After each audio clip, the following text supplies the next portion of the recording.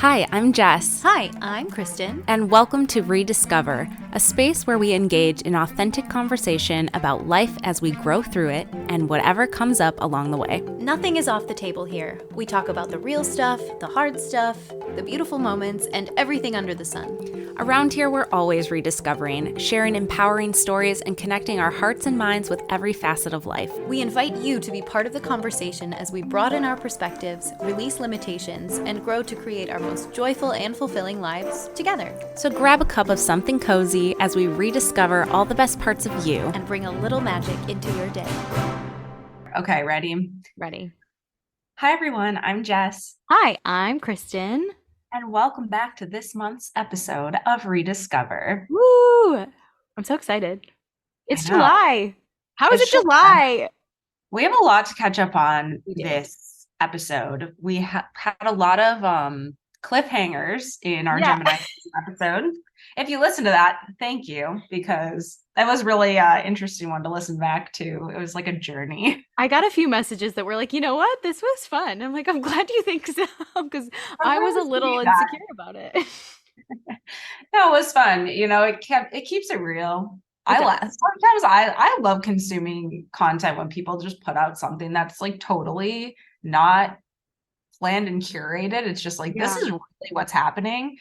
And that's totally what that was. And I think it just captured the whole essence of the season in the perfect way.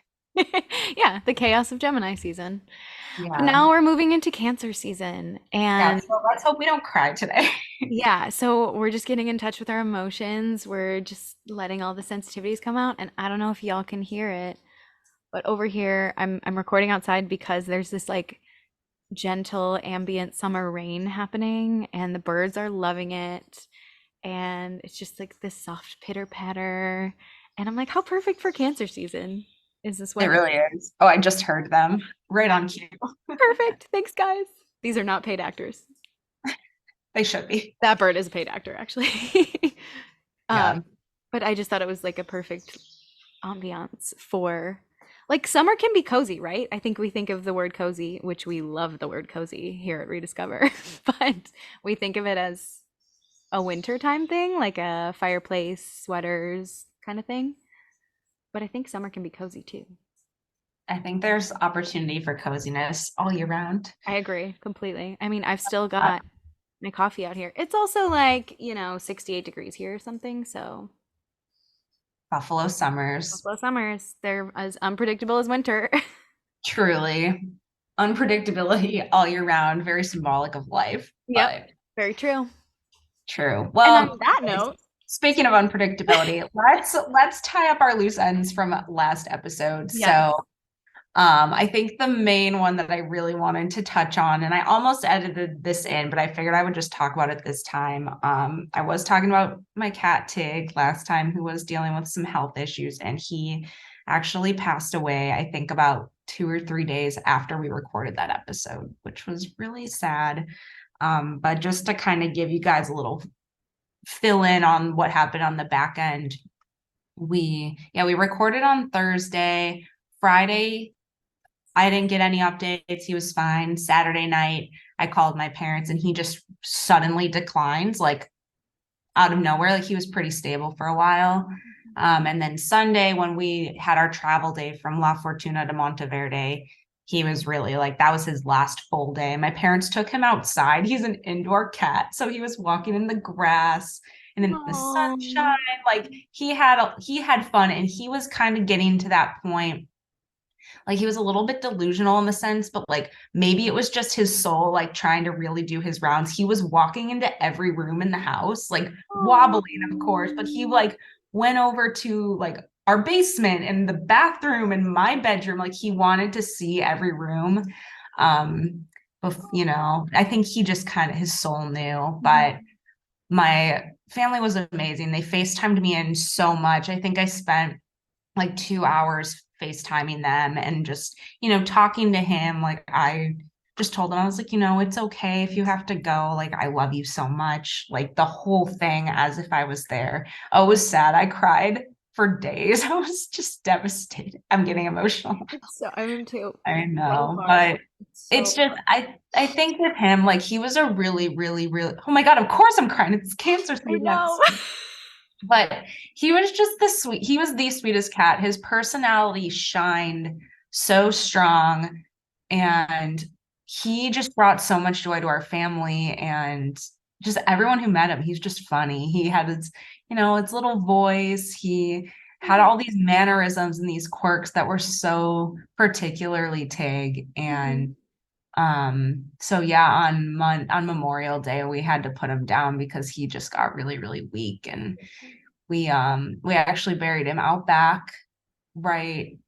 We took Pepper's ashes that had been stored in like a cabinet, and they Mhm. decided to put both Tig and Pepper, my Oh, childhood dog, my God. buried together out back, and they put flowers over it, and Penny's been guarding where they were Oh. buried. So it's like it's so beautiful, and that's like why I want to share the story. It's very healing to just kind of go through and document and share, but it's also, it's emotional and vulnerable, but I think that it's part of like this life process, and it's like I've been grieving a lot, but I've also just been so grateful, and so I don't know, there's beauty to it too, Mhm. like just the gratitude of the experience that I got growing up with him, with Tig, but like anyone in my life, like Mhm. people, animals, everything. It's just life is such a beautiful experience, and there's so many layers, and there's just so much to be grateful for. Like as you're experiencing these times with your loved ones, just like it's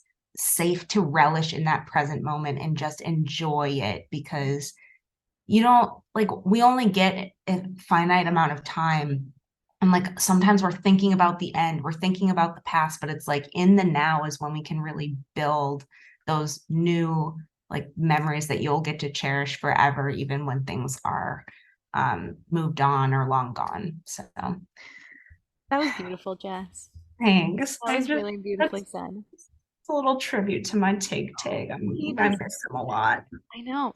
I mean, it's wild because Tig was in your life when you and I became friends. I Like, know. It's been like he's been around since I think I was transitioning from middle school to high Mhm. school. So, and he made it till I was 30. That's incredible. Like that's Yeah, a gift. And I have to just remember that. He was a constant in my life for so long. It's yeah, like it's crazy, but yeah. I'm glad that he and Pep are together. me too. And that's really sweet. I think Penny is really sad though, like because he was like the animal that she came home to and was like best friends with. And even though he's a Aw. cat, she's a dog, like they hung out a lot. So Yeah. Yeah, that happens a lot. I think a lot more than people think. They can hang. yeah. Aw. So that's that. Thank you for listening, everyone. Thank And you for sharing that. I know that that's not an easy thing to talk about, yeah, but just I don't know. There's just a lot of love there. So I think yeah, that's what I keep reminding myself. So yeah. I felt the same way when Ginger passed away a year ago, like yeah, almost to the day. yeah, You know, she was a dog that lives for 14 years. A big dog that lives for 14 years is a quite an gift. achievement. Um, Uh, and I just remember feeling that simultaneous heartbreak, but also gratitude for the yeah. fact that she was such a constant in our lives for so long, and so many of your friends and people that Yeah. have come in and out of your story have known her. Like so many people when I posted about it were like, I remember meeting her, blah blah blah, whenever. And I'm like, oh my gosh, I forgot about that. Like so many things, so many memories tied to her that I just didn't remember. And Yeah. it was kind of really healing. Yeah. Pets are such a gift. I think it's cool too because I really believe like the like pets choose you. I do Like too. it's on like some soul level. So Mhm.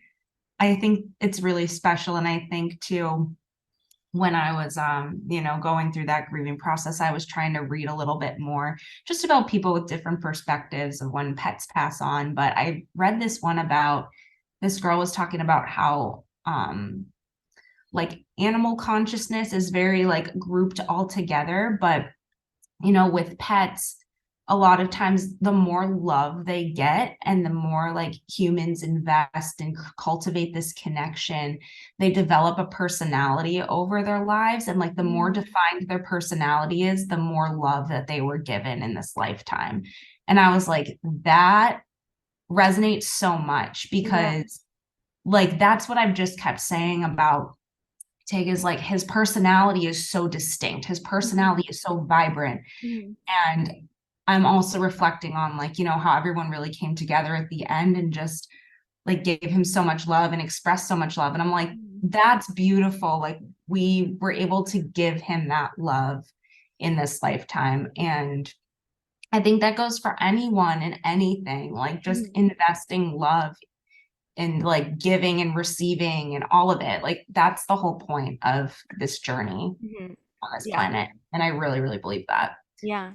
Just to So, cultivate loving relationships. yeah. Because that's something that transcends this life, right? Yes. Like so much of this life is ephemeral, but that is something that's like energy. You can't destroy it. It just keeps moving. It's very fluid. He's a special one. But I know so just I know Rosie ended up being okay after Yes, I was I gonna say, yeah, speaking that's of probably animals, next. oh my goodness, the way I just panicked. Because No right, like that's kidding. a terrifying thing, but then it's not my dog, and I'm like, they're out of town. Like, there's so much that's, anything that can happen when you're dog sitting or pet sitting for someone. And of course, like this has been like the first real incident. Um, and I just remember being like, she's so small. What am I Yeah. gonna do? Um, but thankfully, I have a partner who is very calm in the storms of life. He is very level-headed. And when I am panicking and spiraling, he's like, it's gonna be okay. We're gonna figure it out. I'm like, okay. Um, so he came home, and I think y'all heard that at the end of the episode, and Rosie was peeing all over him because she's a puppy. She's only 6 months old, but she just gets really excited when anyone comes home, and the bladder control is just not really there yet. So She's working on it. he's working on it. But he ended up having this like headlamp in his car, those like bands you put around your head that have a little flashlight on them if you're like Yeah. fixing your car or something. He just has it in his car. He's like, I'll go get my headlamp. I'm like, okay. So then we had to find like rubbing alcohol, and I got my tweezers, like my eyebrow tweezers, because we were like, we're living in someone else's house, so we're like, we don't know where things necessarily are. So I just got my eyebrow tweezers. We sterilized them. He got his headlamp. And so we're also trying to hold her still so we can pull the tick out, because if you leave part of the tick and it Yeah. does have line, like you need to get the whole tick out, and it's very hard because those things latch on. Um and so I got like a bunch of treats. She must have had like 8 or 10 treats in that ordeal because I just needed her to Wow, sit this is still. great. And she's like, wow, amazing. I'm getting pets and treats. Love this for me. She had no idea that anything, like, I don't think she even felt it. Um, so I'm giving her treats, and we're kind of trying to hold her still. And he got the whole tick out. Like, all the legs were still attached and everything. It was amazing. And then we lost it. Like, it fell on the carpet somewhere and we couldn't find it. And so I'm trying to hold Rosie, and we're like on our hands and knees, like trying to find this tick. And finally we find it.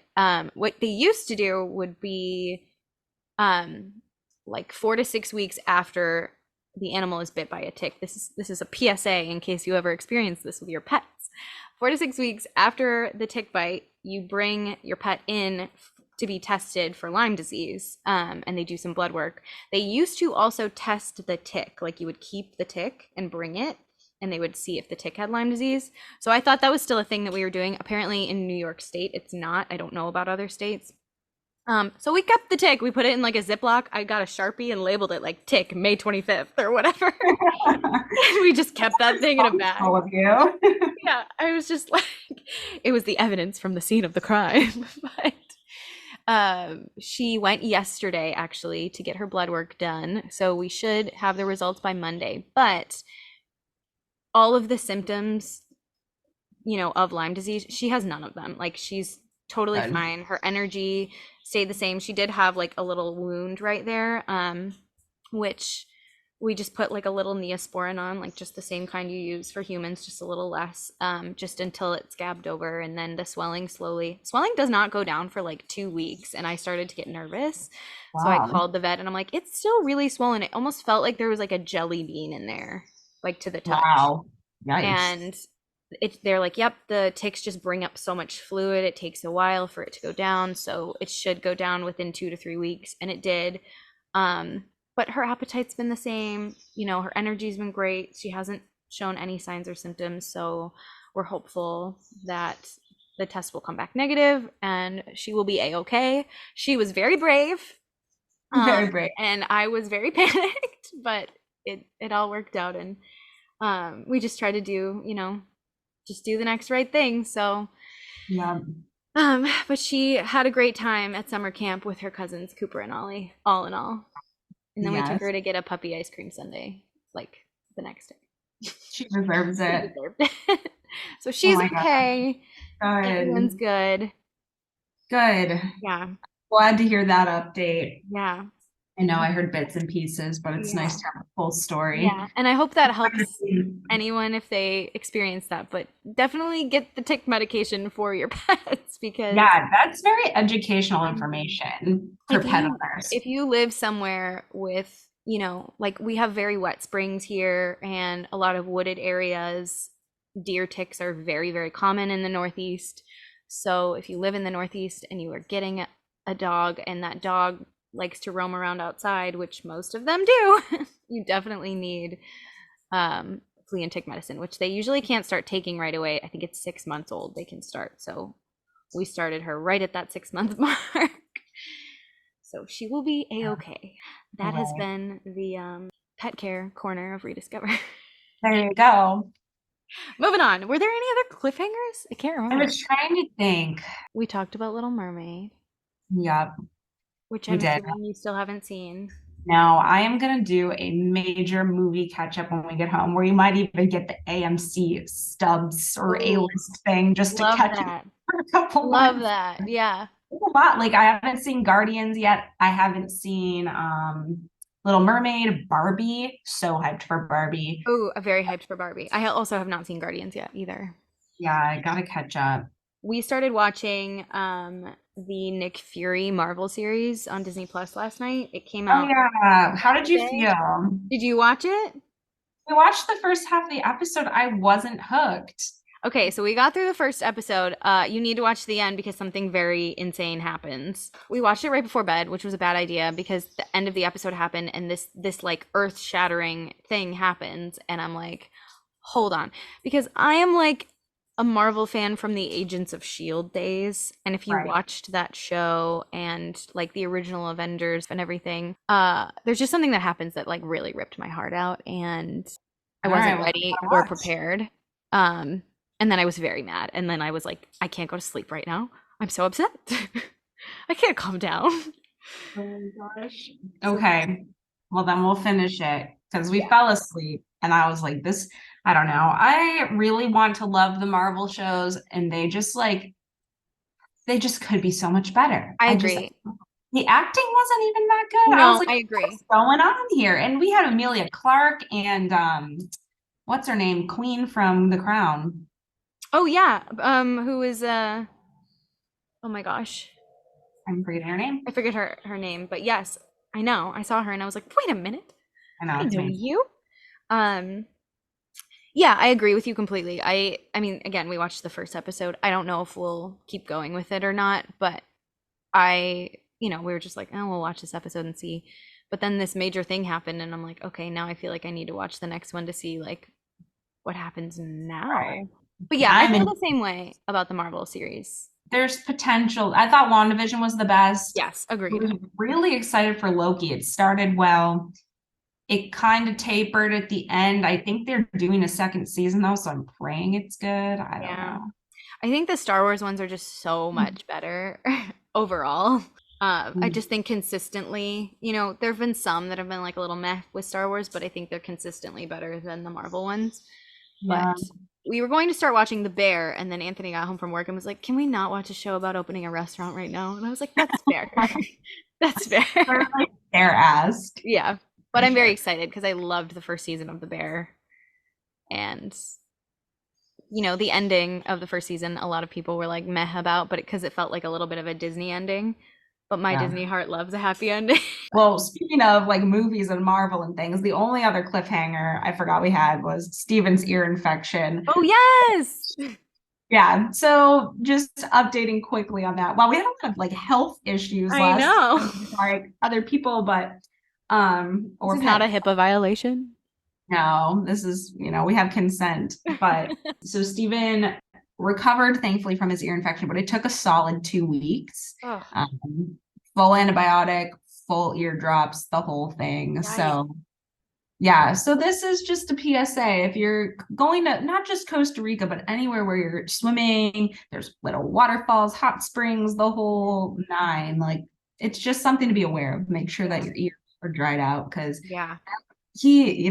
Steven is he's a healthy guy. He Mhm. doesn't complain much. And he said that was some really intense pain from that ear infection. So it Yeah. was he was a trooper. Like we still did everything and we didn't have to miss out on any adventures or anything, but he definitely was, like the ear, like the popping of the ear and the like Oh, yeah.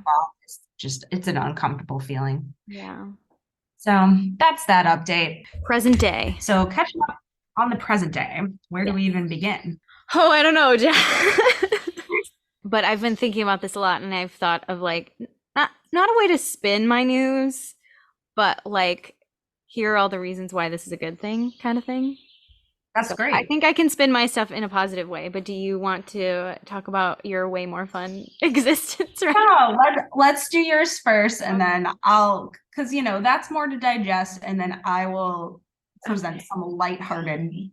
stories as a decompressor. Okay. So probably about a week after we recorded the last episode of Rediscover, in true Gemini season fashion, I, as most of you know, work remotely. So I just logged onto Zoom one Friday afternoon thinking I was joining my Friday afternoon marketing meeting. And what was actually happening was I was getting laid off. And I was totally ambushed, completely blindsided. I had no idea it was coming. It was a financial layoff. I'm not saying this to like save face, but it was not anything to do with me or my performance or anything, which is good. I think that helped a lot with, being able to digest it. It's not like I Well, did that's anything. obvious because Kristen's very good at her job. So Thank you. Thank you. the I first mean, thing I said. yeah, I had a little spiral where I was like, what if they're just saying that? But I don't think that's true. They said it was a purely financial decision. Obviously, a lot of layoffs are happening right now. Um, the economy isn't great, y'all. It's not awesome. I hear we're entering a recession, so I just became a casualty of that. And yeah, I think the worst part about it was feeling blindsided. I understand that, things happen. The unfortunate reality slash double-edged sword of my position was that it was created for me when I was hired by this company 2.5 years ago, which is very cool. And at the time, I was very flattered. Um, but then when you eliminate a person, you also get to eliminate a position because those two are kind of synonymous. It's not like we have to find someone to replace this position. Or this person in this position, we just get rid of both in one fell swoop. So, yeah, I think the hardest part to process was just feeling blindsided and feeling like, it is a smaller company. So cultivating personal relationships with just peers, but also with my boss, I felt very like it wasn't. I don't know if he's going to listen to this or not, but it is what it is at this point. It is what it is. But I felt it could have been handled differently. Um, so I got into the Zoom call, and we are a video on company, and the guest list for the meeting had been hidden. It'll say that on like a Zoom link. It'll say like the entire guest list has been hidden at the organizer's request. And I'm like, that's weird. Why would she not want me to know like who else is going to be in this meeting? It's usually just me and one other girl. So I get in the meeting and she's there, but so is my boss, our CEO slash our CEO, and the head of HR. And I was like, oh, I'm getting fired for sure. That's what's happening right now. And so immediately, like, your body goes into that like panic mode, right? And so I'm like starting to shake and like, okay, because I have a very visceral physical response to those kind of things happening. Like, I think we all do. It's just your nervous system goes haywire. But the whole time in this meeting, when they're like basically reading me my rights, I'm just trying so hard not to cry. And it's so embarrassing because we're in a Zoom meeting and they can see me like sitting there and I'm not saying anything. I think I said 3 words the entire time because I was just trying so hard not to lose it. So I felt like I didn't represent myself the best that I could because I was ambushed. It's not fun, and I'm sure this has happened to so many of you. A very similar thing happened to my mom. Like, gosh, I don't know, maybe like 7 or 8 years ago now. She worked, in a physical location, and they just brought her in and like said, "Clean out your desk. We eliminated your position. Today's your last day." Very blindsided as well. So it's been good to have someone close to me that can empathize very specifically with those circumstances throughout all this. And everyone's been super kind, just throughout it all. There's been a lot of like, let's go do this fun thing as a distraction. And I think everyone handles that kind of news differently, but it's been interesting because I've never not had a job. Like, I started working when I was 15 years old and I haven't ever not had a job. Like, even when I've left jobs, I've always like had something lined up or gone from one thing to another. So there's only been like a few days of overlap, maybe. So this has been very weird for me. It is not a comfortable place for me to be at all, which is good because that's where growth happens, right? But once I had some time, because this was about 3 weeks ago now. So once I had some time to kind of process and come to terms with a lack of closure, really, because that's kind of all that it is. It's like a breakup. Like, you're never going to know all the whys. It happens abruptly and you sort of just have to carry on. So I had a good cry about it. I called my sister and she let me like cry on the phone to her for a while. And then I was like, okay, we just have to control what we can. What can we control right now? And I just started overhauling my resume and, redoing like my LinkedIn, my Indeed, and all of that, updating everything, and just kind of dove into applying for jobs. And I don't necessarily think that's like the best thing to do. It was just for me personally what I needed to do. Because I am someone who, when everything feels out of control, I need to find something that I can control. So that's what I did. And 3 weeks later, that's what I'm still doing. I've probably applied for almost 50 jobs at this point. I've written probably 24 cover letters. It's a very interesting thing to talk yourself up when you feel very low, because that's basically what you're doing when you apply for a job, when you're writing your resume or a cover letter for a specific role right after you get laid off. You really just have to bootstrap it, because there was, I remember like sitting here and doing it and being like, there's nothing in me that believes any of this to be true about myself right now.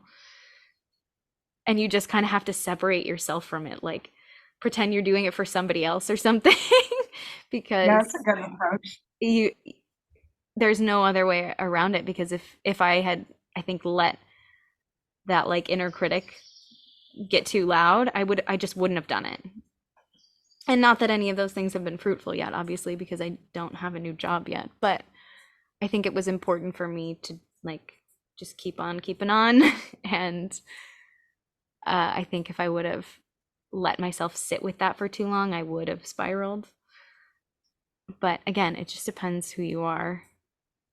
Um, so I think self-awareness was a big part of getting through the last few weeks, but I have a very solid support system, and yeah, it was interesting too because it was effective immediately, and because I work remotely, like my whole job is on a computer. So, I have a million tabs open and all these things that I've worked on or been working on, my to-do list of all the stuff that I need to like keep working on. It's just all gone within like an hour. It was just gone. Like I lost access to everything.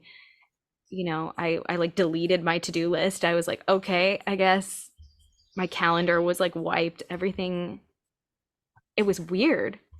And Yeah. that was the moment I realized like how much of our time we spend working. Yeah. Because I'm sort of just sitting there like, well, now what? So my answer to that has been, and this is some good advice that so Allie, who many of you know, has been around. She went to high school with me and Jess, and we have stayed close ever since. Her mom is actually the one I'm dog sitting for.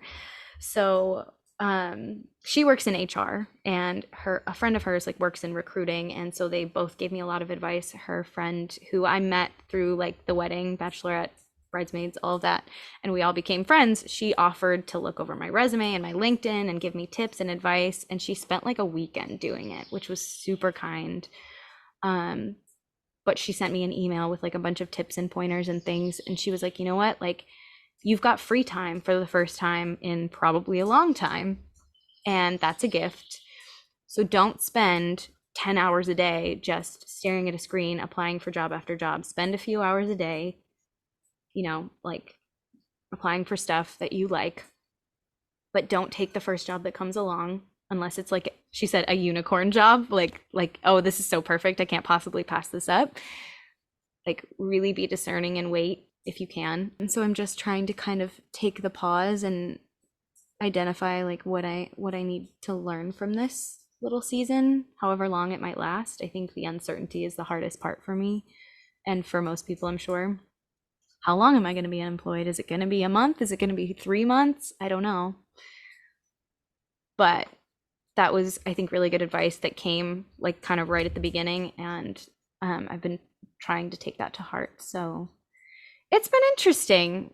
And I know that I'm not the first person to get laid off from a job, and I definitely won't be the last, but low key, the worst part is unemployment. If you live in the state of Florida and you have successfully applied for unemployment, I need you to DM me and tell me how the heck you accomplished this, because it is impossible. That website is from 1999. When you try to reset your PIN, the link takes you to like 404, page not found. And when you Yeah. call, they tell you they're experiencing a higher than normal call volume, and then it hangs up on you. Oh, it's a nightmare because I had to do it during COVID and Yeah. it was horrible. I've been unsuccessful attempting to do that. So that's been an added stressor. It's just a lot. Yeah. Being unemployed is a full-time job, Well, but you're doing well. And even if it doesn't feel like you are. And I really like that advice that Allie's friend gave, because like this really gives you the opportunity to do nourishing things for yourself and to kind of like walk the talk of, a lot of things we talk about here on Rediscover, yeah. and really dive deep. And, even if it's simple things on the day to day, but like the gift of being able to nourish yourself in different ways is really a beautiful thing. And the wonderful thing is too, like it's summertime. It's a great time for you to have this Right. bit of time so you can be outside, you can Yeah. do things that you wouldn't normally do. And that at least helps elevate the mood a little bit. Yes, So, that's and very true. yeah, and you could even, like when this happened to me a few months ago, I was just I would visualize from the end, like even like way far in the future, and looking back and be like, oh, this worked out. Thank God this worked out, because now it took me to where I am today. Right. Wherever you go, those moments of your life where you're like, this is it. Like, I'm so grateful I'm here. Like those moments will happen because this happened and everything before that happened. Like it's all leading you, and you're doing wonderful. I know that's a very difficult and painful and uncomfortable situation, but you're able to at least look at both sides of it, and you can feel both sides of it at the same time. Like we're multifaceted humans. We can feel two things at once or more. Mhm. Yeah, it's definitely been like a good moment of reckoning because obviously like I'm an Enneagram 1, so my inner critic is just screaming at me all the time. And so this has been a really uncomfortable but necessary opportunity to examine where that comes from because now I don't have my job to validate my self-worth, right? I don't have this like constant accomplishment thing. Like, okay, I got that done. Okay, I got good feedback on this. Okay, I got this done ahead of time or whatever. I don't have that constant little hit of like, you're doing great, you're doing great. Keep it up, you're getting it done. So now I'm just having to identify my own worth and value just by nature of existence because there's not really a lot going on right now and I keep getting rejection emails from jobs I apply for, so it's it's a lot. And I definitely have good moments and bad moments. My mom and I had dinner last night and she was like, I really believe, like in my bones I believe like God's got something better for you. And hearing that from someone like her, it definitely brought me a lot of peace. Like, okay, yes, like think of all that she has been through and all of the obstacles she's had to overcome and all the moments that it was hard for her to believe that. And now, like, I need to have faith in that. But yesterday morning, just hours before, I just kind of like had one more thing happen on top of all this and was like, I'm just trying really hard to be brave and I'm running out of bravery Yeah. because it just feels like one thing after another. And so it's definitely not linear like anything else. Mhm. It's scary to Yeah. be like financially self-supporting and not have an income. And now I'm leaving y'all with another cliffhanger, but I don't know Okay. how long we're gonna be hanging over the edge of this cliff for a while. So Well, you never know. I'm just bringing a picnic. Yeah, So at make the least I most can of enjoy it. it. Yeah, Yeah. that's Yeah. my little Hey, visual. and maybe it gives you the opportunity to dive into doing some writing because that's something you're really, passionate about. Maybe you could even find a like little writing gigs, even if it's not full time, like in the meantime. Yeah, There's opportunities, and yeah. I don't know, I think something, just keep following, like if you get any random impulses to like do something that's out of the ordinary, like sometimes that's your intuition speaking to you, like, hey, do this, and it leads you somewhere, or it will come together. There's literally no doubt in my mind because you have to, and you have that unwavering faith, and it will come. Well, I don't know how unwavering it is. I think It your definitely wavers. your higher self has unwavering. Yes. Yes. Our egos, our minds can waver, but that's okay because our higher self's always plugged into all that is. And I think in your core, if you get really quiet and just get into that centered space, like, you know, Yeah. you'll get there, and it's coming. It is. Yeah. Yeah, It's not going, so it must be coming. exactly. Yeah. Exactly. It's kind of liberating though to feel like you're at the start line, right? Because there's nowhere else to go but forward. Yeah, Because that's if like cool. I cannot go back, I can only go forward from here. So yeah, kind of just doing the next right thing and like I said, controlling what I can and I don't have to be afraid of losing my job because I don't have one. So It, like if anything happens and whatever, it's like you would just be at the same place that you are now, and exactly. you're I you're know. surviving and you're good. And I think it is really a huge lesson to for all of us to just analyze like what we make up our identity with. Right. Like we identify with so many physical things in the world of form, right? We identify with jobs and places to live and Mhm. friendships and all these things. And it's like when those things are stripped away, like who are you at the Right. core? And Right. the thing is, like I heard this recently, and it was about just the concept of worthiness. And it's like, worthiness is not like a thing that you measure. There's no scale, there's no like achievement of being worthy. It's like you just are worthy if you're existing. Right. And that's it. Like there's nothing that you have to do to prove it. So like all of these things we identify with don't change that core of worthiness. And that's just so comforting to know. Like you don't Yeah. have to do anything. You just are able to be. Right. And then you form less attachment to those things in the future. Like I don't think I'm going to form, I hope that I don't form as much of an attachment to the next position that I have because I could lose it. The caveat of working from home, there are so many wonderful things about it, but the caveat is, especially in some positions, you don't ever really have a reason to shut it off because it's always right there. It's not like you leave the office, you clock out of the job, and it waits for you to come back the next day. My laptop is there, and so my work is there. And I had a really hard time setting boundaries. And so I had this like flashback after I got laid off and was like, why was I sitting, at dinner on a date with Anthony, checking my phone because something was blowing up or something was happening, and I felt like I needed to deal with it right now? Why was I only half in a conversation because I was looking at an email or looking at, a work message or something? There were all these moments where I shouldn't have been working. I remember the morning of Allie's wedding, I had taken the day off. She got married on a Friday, and I was like posting stuff for work while we're all like getting ready in the bridal suite. She's like, "Are you working right now?" I was like, "Yeah, I have to." But I didn't have to. I could have just said no. And now I super wish I would have. So please take this as a lesson, all of you. Please set up some boundaries. And if you are in an in-between position where you're looking for work, it's okay to ask questions. I think we think of an interview as like the employer deciding if I'm a right fit for them, but I also need to find out if they're a right fit for me. And it Yep. needs to be a two-way street. And I think that that's something that I've really learned over the last few years. I need to be a lot more discerning. And you can ask questions about, what is your workplace culture like? What, how is the work-life balance?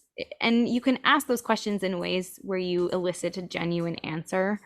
Because a lot of companies will be like, yeah, it's great. I mean, when I started at mine, it was good. And then things got busier and growth started happening and it got way worse. And it's hard to not get swept up in that because it feels gradual when you're in it. It doesn't feel like night and day. So I think this is just an opportunity to be more discerning in the future. And again, that also comes from identifying your self-worth outside of the workplace. Because if you are solely basing your job search on that, then you're trying to be the most available, right? The hardest worker, the most accessible employee. But if you have established your self-worth outside of that in your relationships, in your personal life, in your, you know, me time, if you find worthiness in those things, I think that helps you to set boundaries. And I'm saying this speculatively because I haven't done this yet. But I think as I'm learning that more and having this free time to really be intentional and connect with people that I love because I have the time to do it, I want more time to do it, even when I find a new job. So, Yeah. And it's so interesting. It's like over the past few years with all of these job changes with everyone, it's just shown like how like we all strive for like security, quote unquote, and security is truly an illusion. Like it is. we do not own anything and nothing owns us. Like at the end of the day, these are all just chess pieces in the game of life, and Yep. they can just be taken at any time. And not to like say that in a place of fear, Right. it's just to acknowledge it in a space of, okay, well, I'm me. I'm going to stay grounded within me, Mhm. know that I am okay. And that is all, that I really have. And everything else outside of me, it's, it's coming in at the time that it's going to support, and it's going to leave at the time it's going to support my highest journey. Mhm. That's how I have to look at it and know like this every like aspect of life, it's just they're playing a piece in the game. Yeah. And it seems like it's our whole world. But then if you really zoom out from your home, your city, your state, your country, your world, galaxies, like it's the tiniest speck. Hmm. And time's going to keep moving, things are going to keep changing. And the more we can just observe our thoughts and not identify with them and latch and attach Yeah. and just show up and be as present as possible in like this singular moment of what's in Hmm. front of us, the more we can move forward and not fall into the resistance. Yeah. Like the less we resist, the more we will flow. The more you resist, the more it persists. And the harder it's going to be. Yeah, you make it harder for yourself. Like Yeah. you really think about it. I do this a lot because sometimes I really get like worked up about stuff. Hmm. I'm like, okay, I'm gonna look at this observationally. Same situation. If I had two different outlooks on this, like I can really hate this, wake up every day, be stressed, not enjoy it, but still go through my day. Or I can wake up and surrender to it, find the glimmers, Yeah. flow with whatever comes up, not take things personally. I would have two very different days. Yeah. And this It's is very like true. kind of applicable to my life at the moment. Hmm. Just, also in the career space, but it's kind of an awakening. I think there's a lot to learn right now in this space for both of us in different ways. And Yeah. just taking, I don't know, I've just been really trying to take a very observational approach versus letting it be so all consuming like I used to. And that could just be our upbringing of, seeing what other people do. It could be Hmm. like that, the Disney culture that we were like raised in our Right. original, like that fully like taking over every aspect of life, Hmm. detaching from that now and like being attentive and involved and doing our best where we can but Yep. not overstepping. Yeah. It's this fine line balance that I think ultimately like my intention and goal, and I'm sure yours is similar, is to just have it be as supportive as possible for like the highest good of life. Yes. And even the word career is so charged, right? It Yeah. implies this thing you give your life to. And I think our parents' generation is like that largely. And I think our generation is the first one to incite this sort of mindset shift where we're like, what if we did a job to make the money to support the life? And that Yeah. was it. And What I'm if not we saying both that's the case for that? everyone, right? There are people who feel like very specifically called to a certain thing, whether it's, becoming a doctor or, doing social work or being a chef or whatever it is. And those are all super worthy things. But for those people who, have cultivated a lifestyle and an identity and need to find work that supports that, and then you go and you get the education or the certification or acquire the skills to be able to do that, it just becomes a thing that you do. You say, like, I have the skills, I have, the wherewithal to do this job, to meet these requirements and specifications, and then I'm going to go home. And then I'm going to go travel. And then I'm going to take my PTO. And then I'm going to go do these things. And then I'm going to come back to this job that is a part of my life, but not my whole life. And I think that's, something that I identify with a lot. I know that, like, Jess, you were literally creating that life and it's beautiful. And then, my partner is somebody whose job dictates his life because the hours are long and the responsibilities are myriad, and like there's so much that goes into it that everything else takes a back seat. And the older he gets, the more that he's feeling like, and I think seeing, my journey and us kind of running these parallel tracks, to use some corporate jargon, Oh no. really becoming aware of the differences, right? And um I was talking to my sister the other day, and she's experiencing a similar thing with her partner right now. He's just working a lot and trying to save money, and that's great. But she's like, I really want to look back at my life at the end of it, and I don't want to think about how much money I made. I don't want to ponder my achievements. I don't want those things to supersede like what my life actually was. I want my first flashback and my like initial reaction when I think about my life to be like all the memories I made and all the people I loved and all of the things I got to do that didn't have anything to do with sitting at a desk. And it's not to say that that's not good, but I think is becoming more and more of a thing that we're just using to support the life we want to live. Mhm. And it's uncomfortable, right? Because we're like the first generation to really straddle that gap. Yeah. And so we're really having to like work against a norm to cultivate a new one. And so we get called lazy, right? I have heard from so many boomers, like some iteration of the phrase, like, well, nobody wants to work anymore. No, nobody wants to work all the time anymore. Nobody wants to be Because a there, slave to their job anymore.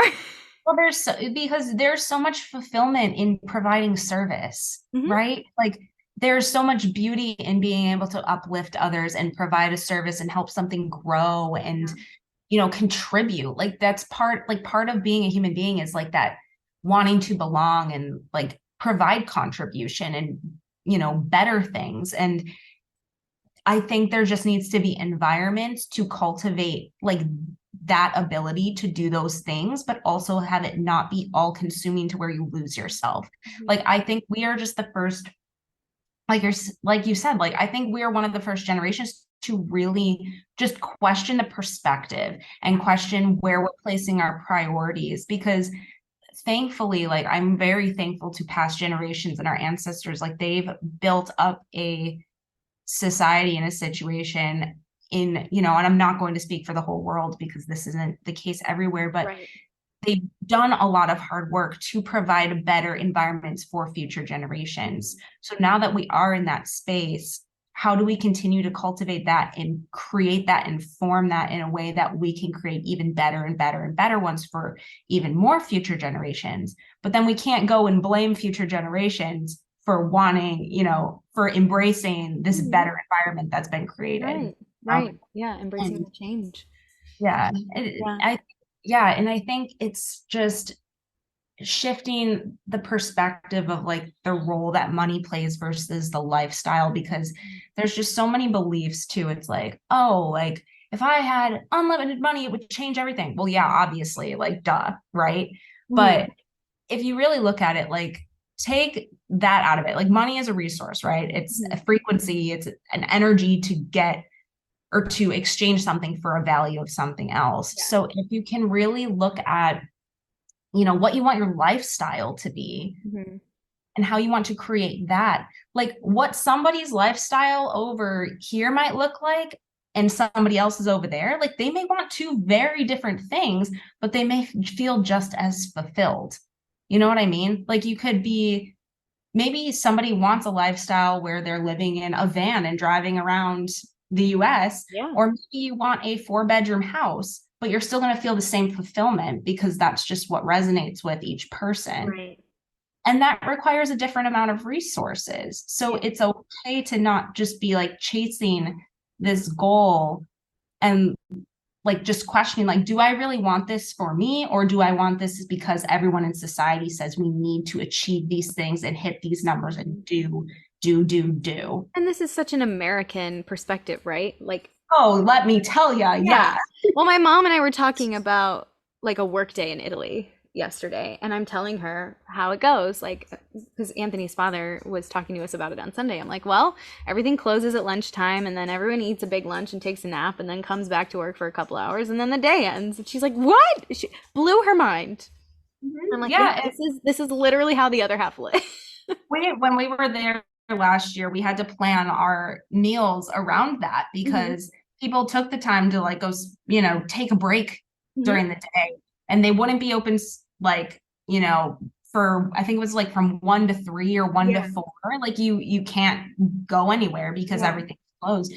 But that provides balance that like breaks up the day. They have time to, spend time with their families. And of course, nothing is 100% glamorous, but this is a Right. good example of just integrating balance, Hmm. right? And maybe it doesn't work everywhere. Like America's great. We have the convenience, everything's Hmm. open all of the time. You can get a burrito at 2 a.m., but Right. like at what cost? Right. You know, Exactly. The person who has to employees. be there at 2 a.m. to make your burrito. I like to really take the approach nothing is right, nothing is wrong. What resonates with you? Right. What resonates with you? What resonates with me? What you prefer is not right or wrong. What I prefer is not right or wrong. It's just the life we're going to create. Like Right. we're in the driver's seat to cultivate a life that we want to live. And that's what you're going to invest your energy in. And you just, what, regardless of what anyone else says, as long as you feel content in your life experience, that is the goal. Absolutely. And you know what? Unemployment is a really great time to get clear about all of that. Oh, you can deep dive into some like really good books. You can really journal it out. Mhm. You can just sit and listen to the birds and drink your coffee Yep. and just get quiet. Yep. Yeah. And that's cool. Yeah. I think I've been quiet a lot more than in the last few weeks than I have been in probably the last 10 years. And it's been very, very good And for life me. goes through cycles, right? Like we go through the spring, we plant the seeds. We go through the summer, we're doing all the activities. We go through the autumn, we're shedding Hmm. leaves or we're shedding things that no longer serve. We go through the winter and we get quiet and Hmm. we take time to go inwards. And then you start the cycle again. So, you have been, regardless of the actual season of like, Yes. The but like proverbial. your own internal season may have been like a combination of fall, winter right now. And Mhm. that's, it's part of life. Like we can't always rely on our external circumstances to depict like how we feel. Right. It's how can we show up in these seasons of discomfort and knowing there's going to be more spring and summer and Yeah. all of the wonderful things on the other side. So Yeah. I think you're doing a really great job. And Yeah, I and don't I think enough. worrying about not being busy enough is a really stupid way to use this time that I get to not be busy. Because maybe the next season is going to be really busy, and maybe I'm going to be like, remember when I just got to sit and drink my coffee and listen to the birds in the morning? That was so nice.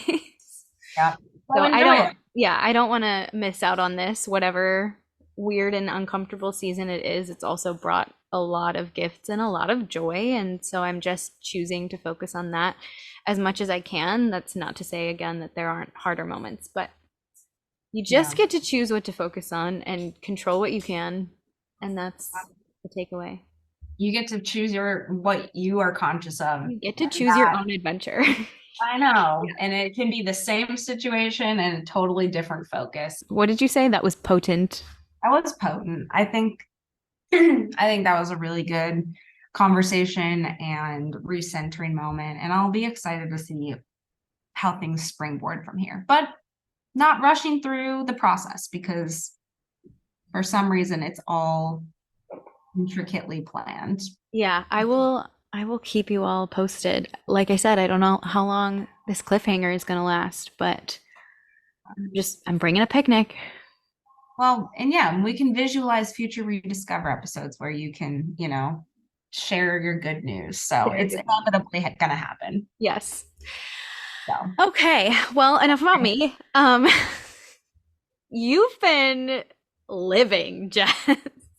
Jess is in her adventure era Yeah. over here. So we're wrapping up Costa Rica. It's Friday today. We're leaving on Wednesday. Um, and it's just like I loved it when we first got here, and I swear the love has just grown every day since. It No. is such a beautiful place.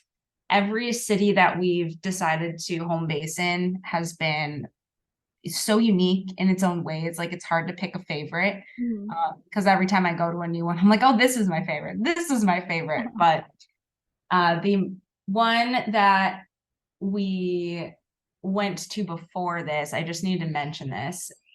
There was a hummingbird cafe at the previous location. Did I talk? I don't know. I don't think I talked about this on last No, episode. but I know we've talked about hummingbirds. Yes. So hummingbirds have been my whole sign for Costa Rica, just as, like a little animal sign that provides me, connection to the universe. I always take it as like, I don't know, just a little wink, Yeah. like something to get excited about. So, the day that Tig passed, I saw a lot of hummingbirds, and that was the most I'd ever seen in a day. But apparently they just live in that area of Monteverde because about a 20-minute um a 20-minute walk from our hostel, there was a hummingbird cafe. It's called Cafe Colibri. I'm going to post a video about it soon. It'll probably be up by the time we post this episode, but it was magical. Like there were hummingbird feeders everywhere and they were buzzing like little helicopters by your head. I was thinking of you, Kristen. I don't know if you would like it just for like the birds being so close to your head. Hummingbirds don't bother me for some Yeah, reason. they might be different though. I was thinking that as well. Yeah. They're Because just so unique. they're so unique. But they do sound like little helicopters. Like the sound is so particular. I'll have to find a clip and like, sorry, my throat is like, oh, stuff. Okay. We're here for it. I'll have to find a clip and post it on an Instagram story. Hopefully it came through on the video, but it's amazing. So if you come to Costa Rica and you even sort of like hummingbirds, like I cannot recommend this cafe enough. And we got like a Nutella croissant, a little chai latte, and it Ooh. started raining and the hummingbirds are flying. We stayed there for hours. We bought a deck of cards at the gift shop and just Oh. sat there for like the first half of our Sunday. It was so nice and wonderful. So that's a relaxing activity that I'm going to talk about. And then so now we're in Manuel Antonio, which is our final location of our Costa Rica extravaganza, our final home base. And it was Steven's 30th birthday last week. So Ooh. happy birthday, Steven. We're both now 30 years old. Geminis. Yeah. And then, so for his birthday, Steven wanted to go skydiving. And this is just a story we have to tell on Rediscover. So Steven wanted to go skydiving. He's been saying it since we were in Buffalo. And I was like, okay, you're literally crazy. Like, I'm not going to go, but have fun. Yeah. I was like, I just have no desire to go skydiving. It's not something I ever need to do in this lifetime, blah, blah, blah, blah, blah. Like, I just was so like indifferent about it. I did not feel the need to do that, you know? Funny now. So we go he finds this skydive Costa Rica location in Manuel Antonio. He calls the people, he gets off the phone, and Steven is jazzed. He's like, these guys eat skydiving for breakfast. They are so excited. Like, I'm hyped. I'm gonna do it. Like, they have a really, really good system. Costa Rica's tourism industry is top notch. Like everything's really like a well-oiled machine here. They do a really good job. It's awesome. So I was like, okay, like skydiving here, plus, you know, their tourism is very trustworthy, plus these views, it's going to be amazing. Like, I hope you have a great time, Stephen. So on the day that he had it booked, you know, he woke up at like 4:30 in the morning. He's like panicking. I'm like, it's gonna be fun, but he's trying to stay really centered. He's really working on being present. Yeah. We go to the skydive place. I'm wearing a little tank top, some sandals. Like, I was literally mentally prepared to stay on the ground and wave to him when he got back. So we get there and we meet the people, and they're super nice. They're like going through all the safety precautions. They're breaking everything down, showing us the ropes, whatever. The guys who do it, you know, they've done thousands of skydives all around the world. Like, the one guy, he's like, my favorite was in New Zealand. I'm like, that's so cool, whatever. So we're talking to them, and it's a beautiful day. The weather's really great. We were talking to the other people who signed up to do it. There were two other girls there. One girl was celebrating her 30th birthday too. So she had like 30 balloons, and Steven's like, oh my God, can I take a picture? Okay, yeah, I wondered about that because I saw those and I was like, did he get that? No, like it was some other girl's birthday, and she was like, take a picture. It was just so serendipitous. It was great. So yeah, we were getting him all like hooked up into his gear. The guys are so cool. They're very nice. They're like very classic Costa Rica skydiving cool dudes. Like, they were cool. Yeah.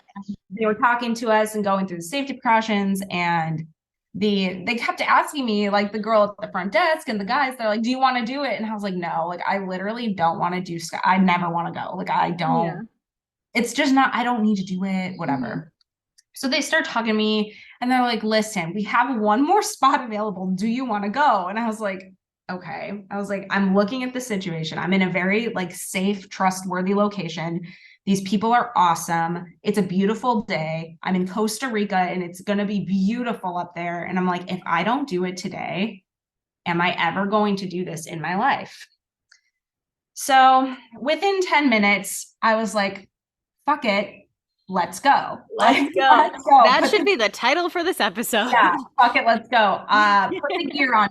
I'm going to go on this plane and I'm not going to think about it. And I'm just going to do it. And it was truly like, so it was really cool to like, I'm going to preface this, like, it was really cool to do the skydive itself. Obviously, you get the adrenaline, you get the views. It's unbelievable. The thing that was so exhilarating about this experience for me was being able to conquer my fear and actually fucking do it. And that's what was so cool. So they put me in the gear. The other two girls go first because you're sitting in this little tiny plane. Right. And it's you, the other person, and then the two guides. So you're like, you can only fit 4 people in the plane plus the pilot up front. So Steven's like pushed, it's like just flat in there too with an open side. So Steven's pushed up in the front corner, hooked to his guy. I'm like put next to him, next to the open door, hooked to my guy, Rodrigo. What a like my bestie. Because I kept like holding on to Steven. I was like, oh my God, oh my God. And Rodrigo was like, he's not your best friend right now. I am. And I was like, yes, sir. Yes, you are. Like, okay. So yeah, we just get in the plane. I was like, all right, I'm doing this. Like, I can't believe I'm doing this right now. And it was just my Enneagram 7 came out. My Sagittarius came out. It was like, you know what? If you're ever going to do this, now is the time. Just do it. So we go on the plane and we fly up in the sky and the views are insane. Like they're really, really, really insane. And we're seeing the coastline. You're seeing all the different colors of the water. You're seeing the waves come into shore. You're seeing the national park. It's gorgeous. Like the colors are so vibrant. It's like the saturation was turned way up. All the way up. You know Yeah. what I mean? That's unreal. So you have about 15 minutes up there. You're just flying around. The anticipation is building, which is truly the hardest part. Yes. Oh my gosh, I didn't realize it was so long. It was a long time. So I'm like, okay, I'm just gonna enjoy. And you know, Rodrigo's trying to like just give me some fun facts. I'm like, okay, like I'm okay. Fun fact, Rodrigo. I know, what a champ. So and it was so cool because the guides too, they GoPro'd everything for us. So we got a whole video and photos after. We didn't have to like worry about anything. You you just have to show up and be brave enough to do it. And that's really it. And it's so easy. And like even the girl at the front desk, she's like, did you go zip lining? And I'm like, yeah. And she's like, honestly, skydiving is safer than zip lining because you're with somebody.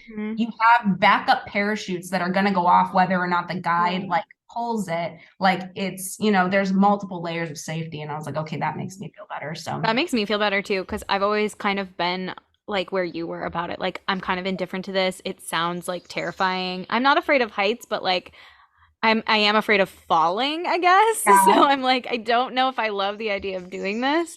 But that makes me feel a lot more like I would consider it if I were ever like in a situation like yours where you're like, okay, like there's no real reason not to do this at this point. Exactly. And like they're so professional and they love it. Like genuinely, you can just from. So anyways, we're up there and then Rodrigo's like, okay, it's time to go. And I was gonna ask you, I'm like, I want to know about the moment you have to like I'm telling the details. Yeah, like, I'm ready. So I was like, okay, all right. And I had to surrender. Like it was the surrender experiment for my life. And I think it's so symbolic because it's like, in life, you get thrown so many curveballs, like we were just talking about. And it's like, if you can just surrender to it, you will have such a better experience. So I was like, all right, mind off, listening to directions. I'm just going to do this. So I'm strapped in. We have to like kind of put our feet on the side of the plane. And then all of a sudden, like he was in charge. I was like, okay, go. And he's like, okay, you lean back on me. And then I'm going to jump. And then you have to like kind of kick your legs up. So you're like shaped like a banana, basically. Oh my God. So, yep. So yep, we're on the side of the plane. I'm leaning back, and then all of a sudden you go and you are falling for, he said it was about 30 seconds. It felt so much shorter. You're Yeah. just falling in the air, like straight up falling. But it doesn't even feel like Splash Mountain, like a drop Yeah. like that. It doesn't feel like that because the wind from the air is so, like, you're going so fast, it doesn't even feel like Right, because it's drop in like your coming up stomach. against you. The pressure is so, yeah. Yeah, it was really, really interesting. So then we got to a point where we, then he puts the parachutes on. And once the parachutes on, you're just kind of gliding down and you're sitting there and you're observing the views. And I was just like, oh my God, I can't believe I did this. I can't believe I'm here right now. And I would say the whole experience was like maybe 7 minutes total from the plane to the ground, Mhm. which is what I was scared of. I thought it was so much longer, but um you sit in the parachutes and you can talk to him like it's just normal. Like, Mhm. really, the main fear of it is jumping off the plane in those first 30 seconds. But that 30-second is like comparative, like, to the feeling, like, not the feeling you get from this, but like the rush of like the beginning of Rock and Roller Coaster. It's like this crazy takeoff, and then you like go through the motions, right? Right, Like, right. it's the same kind of pattern for this. Like, you jump out of the plane, you have this crazy rush of free falling, then you float down, and like the parachute kind of goes side to side, which was kind of scary. I would have preferred to just like gently glide down. Yeah. But now I got to, enjoy the views of everything and whatever. So, but then this is where it also gets really interesting. So while I was up there at the Hummingbird Cafe that I just told you about, I bought these earrings that were hummingbirds and I loved them. And they were so cute.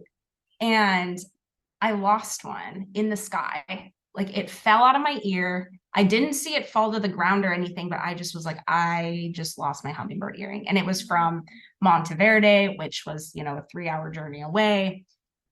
But I was like, okay, whatever. I lost my earring. It's fine. If that's the only casualty that happens, Right. I mean, minus because I was wearing sandals, I also had to go barefoot. So I just scratched my little foot, but that's okay. Oh. It's healed now. But anyways, we got off the plane. It was amazing. I was on a high. Like, we went out to breakfast, but we were both, Steven and I both were very calm. We were like, I thought we'd be freaking out. Like, I thought this would be like insane adrenaline. And we were both just like, wow, we did it. Like, we were like, wow, that was Mhm. so cool. Like, chilled out, like Yeah. Yeah. vibes. So we had a great breakfast and whatever, continued on our day. So it was amazing. But to finish up this story, so I fully thought my earring was gone. Like, obviously I was in the sky, like it fell off. It was gone, right? So we went skydiving Saturday, and then Sunday went by. We went to the beach, and then I think it was like Monday or Tuesday. I'm sitting in the room working, and Steven comes into the room and he's like, I have some really good news that I think you're gonna like. And I'm like, what? Like, is a new movie coming out? Like, Yeah. is there a new like thing? And he's like, I just got a text from the skydiving place saying that they found your earring. And I was like, what? Because I was prepared to like call the cafe, see if they could ship me a new pair. Like, I Yeah. love them that much. Like, Yeah. just because the hummingbirds, like I've explained, like they've been so symbolic to me on this Yeah. journey. And so, like, they've meant so much to me. I was really sad that I lost it, but I Yeah. had accepted it, right? Right. So yeah, they messaged him. They're like, we have it. You can come pick it up. And I'm like, are you kidding me? So I got an Uber over there. I went and picked it Mhm. up, and I asked the girl, and I was like, where did you find it? And this makes no sense to me, but she's like, we found it on the couch in the lobby, which makes literally no sense because when we got back, I took my gear off and hung it on a hook. I didn't go to the couch. I didn't like go anywhere near there. So it literally doesn't make sense. Like, maybe my only speculation is like it could have been jammed in the gear somewhere. Like, it could have fallen and like they put Right. the gear on the couch later and maybe it fell out. Yeah. Or maybe it was just like an angel who brought it back to me, the hummingbird spirits. Like, I don't know. But I Wild. have both earrings now and I'm stunned. Like, the whole experience was just so divine. Like, I don't That's even know. amazing.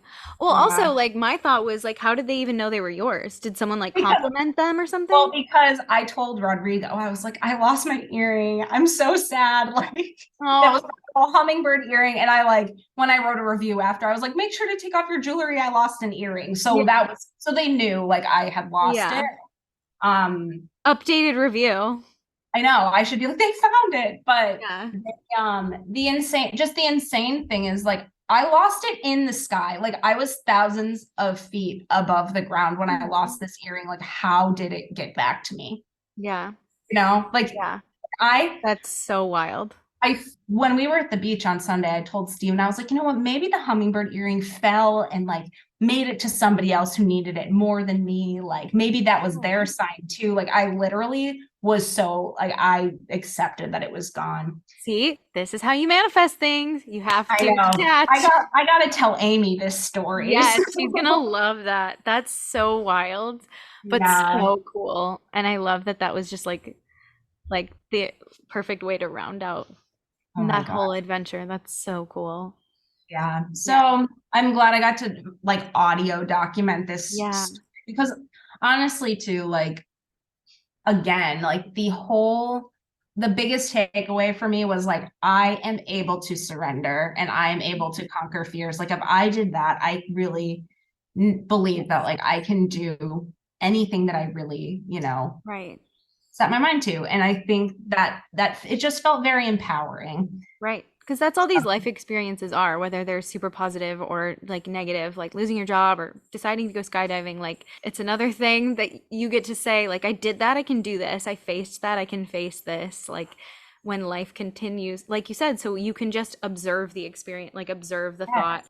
You've been through this, so this thing doesn't feel as insurmountable because you Yeah. have all these experiences in your arsenal to pull from and draw from and to say like, well, I did that, like I got through that, and this Yeah. doesn't feel as big or as scary.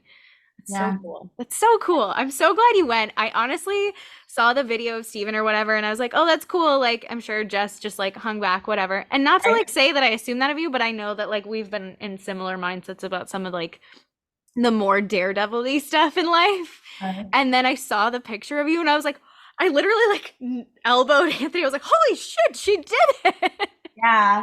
Well, when I called my mom, she was just like awestruck. She was like, Yeah. "Oh my God, are you gonna jump out of the plane?" Like it was so funny. I had to FaceTime my parents. I told them after the fact. Yeah, I was gonna say I would have waited till after to tell my mom. It's so funny. But yeah, and I just it's really interesting too. Like I kind of viewed it because obviously like the reason I wanted to not do it and avoid it was just out of fear, right? I Mhm. was like, there's no reason to risk my life. There's no reason to whatever. Yeah, Like I just don't need it. But right. then I think like I often like I don't like discomfort. I don't like pain, obviously, like who does, but like I'll avoid it if I can, which is a coping mechanism. And I'm aware of that. So it's like, okay, well, if I can just face this and do it, like that is huge for me. Like that's really overcoming an obstacle and a pattern and making a different choice to really embody this more higher version of myself. And also kind of viewing it like, okay, so as the person skydiving, like I'm looking at this universally. It's like, okay, I'm the human, like I'm the Mhm. person skydiving, or I'm like just a human being existing. Mhm. But then if you envision, you have this professional with you, you have this plane to support you, you have this gear to support you, these parachutes to support you. I really look at that as like all the behind the scenes things of the universe and of God, like Yes. pushing you through life and like making sure that you are protected and you are getting through your journey safely. Yeah. And it's like all these things were happening around me, but I wasn't like in control of any of them. And I had Mhm. to just surrender and just be me. And everything else was happening around me. And like I had to trust it. Yeah. And that was just so symbolic to me to realize that's life. That's so powerful. Yeah. Yeah, Yeah. it really is. That is life in its like most raw essential form. You just have to trust the process and know that, the supports are there for a reason and they are going to come through for you. Mhm. Yeah. That's so cool. I love that you told this story. I am so proud of you. Thanks. Me Honestly, too. That's the first thing I said. I was like, I'm so proud of myself. you continue to amaze me. I am so impressed. I'm so proud. Thanks. Never thought if you go back and tell high school me that I did that, she'd be like, absolutely not. Who are you? Like, I don't even Mhm. know. But I know. no, it was awesome. And like, if I don't know, I'm not going to be like, everybody should go skydiving because I don't know if everybody should. Like, it is an intense experience. Like, it's scary and it's like physically a lot. Like, Yeah. also, I didn't even mention like the fact that my body, like my health was strong enough to do that. Right. Freaking huge, guys. Like, Yeah. a year or two ago, 100% not. Like, the fact that my stomach was calm enough for me to say yes to go skydiving, because if I was even like slightly flared, I would have said no, Right. absolutely not. But Right. anyways, so yeah. So like I think if again, like I really left it up. I'm like, okay, if the opportunity ever comes up, then maybe that's when I say yes. But there was so much, there was a predominant no, but I guess that's just a lesson. Like you can never say never. If life hands you an opportunity and sets everything up, Mhm. you can say yes to it, and that's okay. Like you Yeah. can change your mind. You can Yeah. go like do these things that you never thought you would do. And this feeling on the other side of it, I'm like, wow, that's like it's really freaking cool that I actually did it. Like that's a big, big takeaway. Yeah, So it doesn't have to be about skydiving specifically. It can be no, like whatever opportunity presents itself in life. If you, it's like the Liz Moody thing. Her mantra is don't be the one to say no to yourself. There's so many no's that we get in life, rejections from a job, rejections from somebody you're interested in, rejections from friends, or, things don't work out. But if you are the one saying no to yourself, then you're limiting your own life. exactly. So I don't know. I think my goal for coming to Costa Rica was just to nourish my body, mind, and soul. And I really feel like I've done that. And I feel truly fulfilled. Like the last few days here, anything else that we get to do is a bonus, but I'm really just here enjoying existing, watching the little monkeys whenever I see Yeah. them or listening to the rain. I'm just soaking it up. And I will come back home this summer and just feel so incredibly fulfilled and like it's like a whole new layer of me just really evolved during this stint of travel. It was really special. So Yay. Oh, wonderful. So that makes me happy. You seem very like just at peace. yeah, and I definitely feel that way. What a great Um, note to end on.